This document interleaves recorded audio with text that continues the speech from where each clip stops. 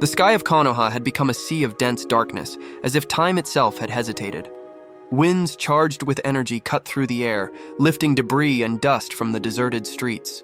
On the horizon, a colossal figure emerged, floating with an aura that seemed to devour the very light, Shibai Otsutsuki. Each step of his reverberated through the planet, his divine chakra vibrating in an almost tangible way, crushing the soul of anyone who dared to look at him.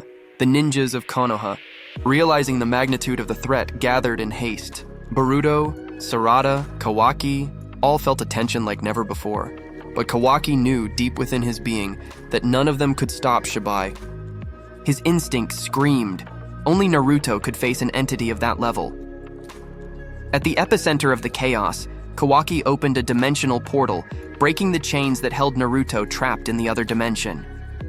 The wind seemed to roar with the tearing of space, and when Naruto emerged, the very village trembled. His eyes, usually calm and determined, reflected the gravity of the situation. He sensed the corrupted chakra flow in the air, and a vision opened before him. Shibai's power was absolute. If this is the enemy that threatens everything we've built, then there's no choice, said Naruto, his voice firm as stone. He began to walk across the field, each step echoing like thunder. Around him, the tailed beasts felt his call. One by one they appeared: Kurama, Gyuki, Shukaku, Matatabi, Isobu, Son Goku, Kokuo, Saiken, and Chomei, all responding to the warrior who had always understood them. The chakra of the 9 beasts converged on Naruto, surrounding him in an aura that transcended any known form of power. Light and darkness intertwined within his body, which now radiated an energy so intense that it seemed to tear the sky apart. He breathed deeply, feeling every spark of life from the beasts flow through his veins, fusing with his own chakra. Then majestically, his form changed. His hair floated as if alive with energy. His eyes shone with divine intensity, and a golden-orange aura expanded around him. Naruto's divine mode was complete. His power transcended every limit the shinobi world had ever known. Every fiber of his being pulsed with vital and destructive energy, capable of reshaping space itself. He raised his hand and the air around him trembled, the natural elements bending to his presence. Shibai Otsutsuki faced him, his indifferent expression now tinged with curiosity. He advanced, and with a gesture, a wave of divine energy exploded toward Naruto, ripping the ground apart and hurling chunks of rock into the sky. But Naruto, with the fluidity only a true master of chakra could possess, dodged effortlessly. Each movement of his was a symphony of power, a perfect balance between strength and control. So this is the true power that protects this world, murmured Shibai, surprised. Naruto did not answer, he simply advanced. With each step, he manipulated the chakra of the beasts, creating spectral clones of Kurama, Gyuki, and Shukaku, each carrying a fragment of divine energy. The creations shot towards Shibai, but he dodged with ease, his own divine power reacting in an almost inhuman way. The battle intensified. Blows collided with explosions that shook mountains. Bursts of chakra cut through the air like lightning storms. Every jutsu from Naruto was amplified by the combined chakra of the beasts, creating techniques Shibai had never faced before.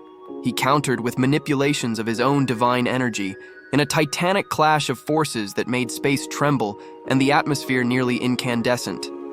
Naruto, however, did not fight with brute strength alone. He felt every flow of energy, every pulse of life around him, every intention of Shibai. Moving with supernatural grace, he combined devastating attacks with strategic defenses, showing mastery that could only come from decades of experience and learning.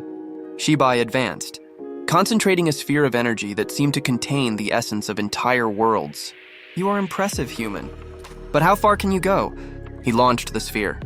Naruto absorbed the chakra of the beasts in response, increasing his power even further, and in an instant, counterattacked with a discharge that lit up the entire sky, forcing Shibai to retreat.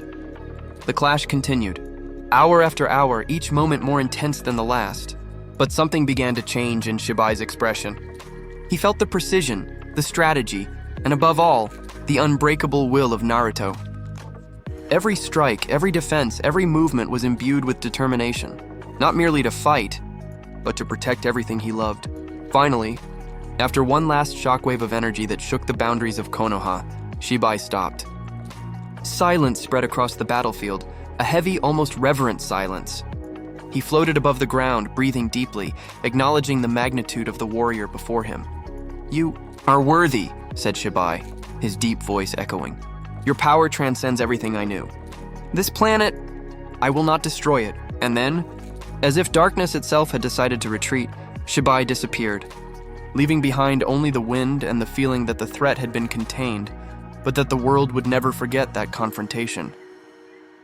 Naruto remained standing, the chakra of the beasts still pulsing through his body. He looked toward the horizon of Konoha, breathing deeply, feeling the village safe once again.